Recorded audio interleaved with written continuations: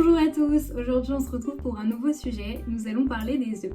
Une question m'a été posée, on m'a demandé ce que je pensais de la consommation régulière des œufs, est-ce que c'était bien ou pas bien de manger des œufs tous les jours?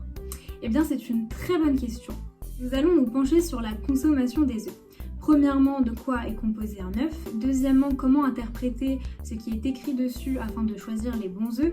Et enfin, nous aborderons la notion de fréquence de consommation des œufs. Concernant la composition de l'œuf, j'ai mis un petit schéma pour ceux que ça intéresse, mais brièvement, on a une coquille, des membranes à l'intérieur qui protègent l'œuf et enfin l'œuf, donc le blanc et le jaune que nous consommons. La coquille est une surface poreuse, il y a plus de 10 000 pores par œuf et c'est pour ça qu'il ne faut absolument pas laver ses œufs car l'eau entrerait par les pores dans l'œuf et entraînerait avec elle tous les micro-organismes se trouvant sur la coquille justement. L'œuf représente une excellente source de protéines se situant globalement dans le blanc. Dans le blanc, on a aussi du CO2 qui s'occupe de protéger le jaune des micro-organismes éventuels. CO2 qui diminuera au fur et à mesure du vieillissement de l'œuf. On a aussi ce qu'on appelle des chalases. Les chalases, ce sont des espèces de filaments de protéines, donc des albumines, qui se trouvent dans le blanc et qui tendent le blanc pour que le jaune soit bien au centre. Plus l'œuf est jeune, plus le jaune sera centré. D'ailleurs, plus l'œuf est jeune, plus le blanc sera ferme, le jaune bien bombé et le blanc aura du mal à se disperser. Petit test, si vous voulez savoir si votre œuf est bien frais, plongez-le dans de l'eau salée et normalement, s'il est de sa première fraîcheur, il est censé rester au fond de l'eau et ne pas remonter à la surface. Il faut savoir que l'alimentation de la poule aura une influence sur la qualité des lipides de votre œuf. Une poule élevée en plein air, en liberté, qui va picorer de l'herbe et des asticots et qui mangera aussi des graines de lin, sera une poule qui donnera des œufs riches en oméga 3, alors qu'une poule nourrie au grain de maïs sera plus riche en oméga 6 et on les trouve déjà en excès dans notre alimentation. Ceci nous mène à notre deuxième point, quelle est la provenance des œufs, comment déchiffrer les catégories, les chiffres qui concernent les modes d'élevage, etc. afin de bien savoir choisir des bons œufs. Alors il existe deux catégories d'œufs, les œufs de catégorie A et les œufs de catégorie B. La catégorie A comprend les œufs frais et extra frais.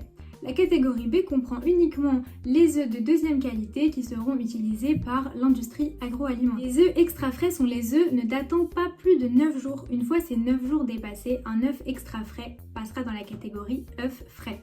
Dans nos rayons, on trouvera seulement des œufs de catégorie A. Je vous mets tout de suite une petite slide expliquant quel a été le mode d'élevage des œufs selon les chiffres se trouvant sur ces derniers.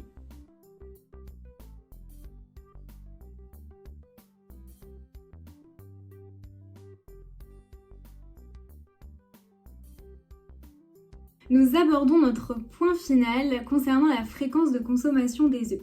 Il y a une croyance qui s'est fondée autour de l'œuf et du cholestérol. Étant donné que l'œuf est très riche en cholestérol, on a corrélé le fait que manger fréquemment des œufs augmenterait le taux de cholestérol dans notre organisme. Et bien pourtant, des études ont été menées et ces études ont trouvé que des apports élevés en cholestérol alimentaire n'étaient pas associés au risque cardiaque. La consommation fréquente d'œufs n'augmente pas le risque cardiovasculaire.